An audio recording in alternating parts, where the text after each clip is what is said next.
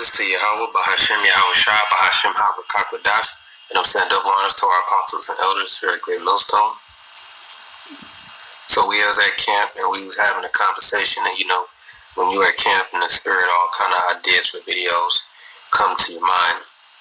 And if there's one thing that's always gonna make itself manifest, is that in this world we live in, this world full of lies and complete lies and wickedness, man, there has to be somebody to stand up for truth, for truth's sake, for the sake of truth.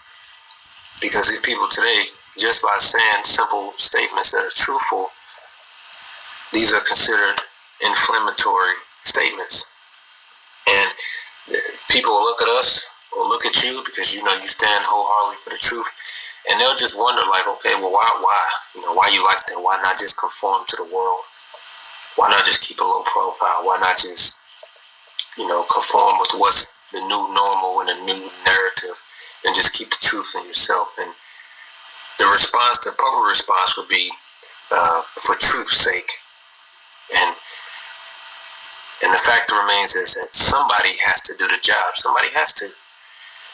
And when you read the scriptures, you'll see that when the Most High looks down upon the earth, and there's a lot of wickedness going on and unjust going on, the oppression of the poor, the voice of the wise being suppressed, theft, robbery, extortion, things like that. When all this going on in the earth, the Most High actually looks amongst the people and see who it is that's willing to stand up for what's right, or who is there to actually stand up for truth's sake, because truth has to be established in the earth. Now, this is a quote from George Orwell. His lifetime was, I believe, looks like it says 1903 to 1950. So he's about 47 years old. He made a quote which is just a truthful statement, even though you could perceive that chances are he's an Edomite. He says, the further a society drifts from the truth, the more it would hate those who speak it. Now, that's just a truthful statement. And I actually saw this because I believe Kevin Samuels, he posted that, and he asked for responses, and he shared it, and it got passed around, and it's just a fact, right? So this is the book of Amos, chapter 5, verse 10. It says, "They hate him that rebuketh in the gate, and they abhor him that speaketh uprightly." So if you're, especially in a world full of wickedness, if you are known for speaking the truth, when you speak the truth, you're rebuking the world and its ideologies and its philosophies and its doctrine. You're rebuking the doctrine by speaking the truth. It's a rebuke. And the scripture says, "They hate him that rebuketh in the gate, and they abhor him that speaketh uprightly." And the reaction that you would get, and the type of, you could say, response that you would get, and things that you may even suffer for speaking the truth, is what makes people afraid to stand up for what's right, or even to think it. They're too afraid to even think it. Because I was going to do a lesson on that later, another day. Because it's the truth, right? But people don't want to say it because you don't want to be hated. You don't want to be ostracized. You don't want to be an outcast.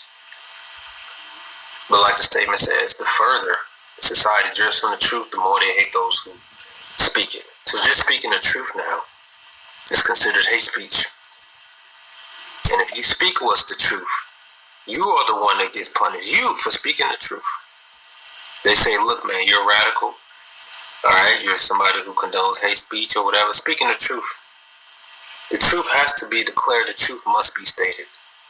I seen a video earlier today. A brother had uploaded titled "A Clear Example of Cognitive Dissonance." Let me just look that up real quick. Okay, I'm done with that statement there.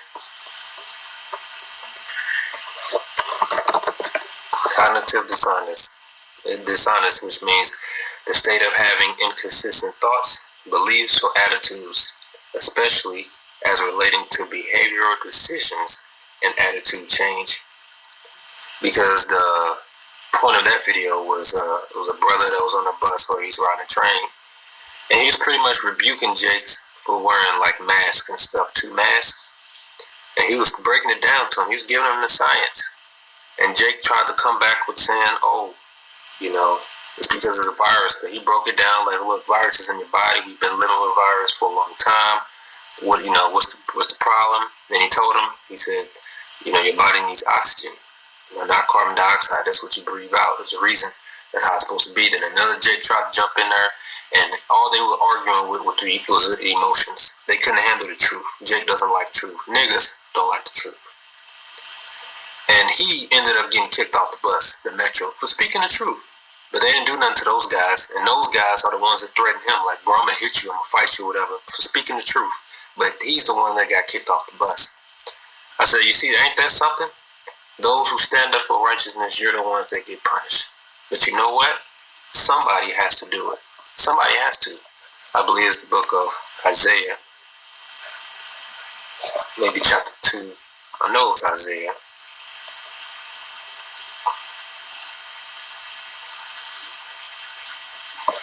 Or maybe it was Jeremiah. Let me see. He said, I am of unclean lips. I believe it was Jeremiah, but I thought it was Isaiah. No, yeah, it was Isaiah. Isaiah chapter 6. All right, so this is what's the deal. It says, Isaiah chapter 6, verse 5. He says, then said I, woe's me, for I am undone, because I am a man of unclean lips, and I dwell in the midst of a people of unclean lips. For mine eyes have seen the King, the Lord of hosts. Then one flew, an angel of the seraphims, unto me, having a live coal in his hand, which he had taken with the tongs of the altar. And he laid it upon my mouth and said, lo, this hath touched thy lips, and thine iniquity is taken away, and thy sin is purged. Also I heard the voice of the Lord saying, who shall I send, and who will go for us? Then said I, here am I, send me. So that's what the Lord is looking for. He's saying, who's going to go before and speak righteousness and speak the truth, not only to the nation of Israel, to the world as well? Who will go? Who's going to carry the burden of the truth? Because the truth, to today's time, comes with a burden. You are open and susceptible to all kinds of hate from the world. And a lot of people aren't fit for that job. They're not. They're too afraid to be in a position of opposition, and all you're doing is speaking the truth. So amongst your friends, amongst your peoples, you don't want to be looked at as different, hated. So you're gonna go with what your friends say. Damn that! I'm gonna say the truth. I mean, I may hold my tongue on a few things, just being wise and to keep the peace.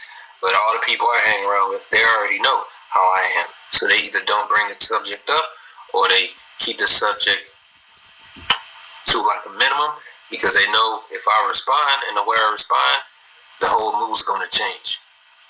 And guess what? That's a good thing, because they know that around in their little circles, and this is not for me, this is for everybody, okay? Everybody goes through this. In your little peoples or your friend circles, even your family circles, they know that when you're not around, then they can indulge in their cognitive dissonances, in their inconsistent thoughts, in their pretend, because that's all they're doing is playing pretend. They know they can do that not when they're not around you, but when you're around, because you represent righteousness and truth, they know they're either not going to talk about it, or they know that they're walking on eggshells, because they know that at any time you can come with a fact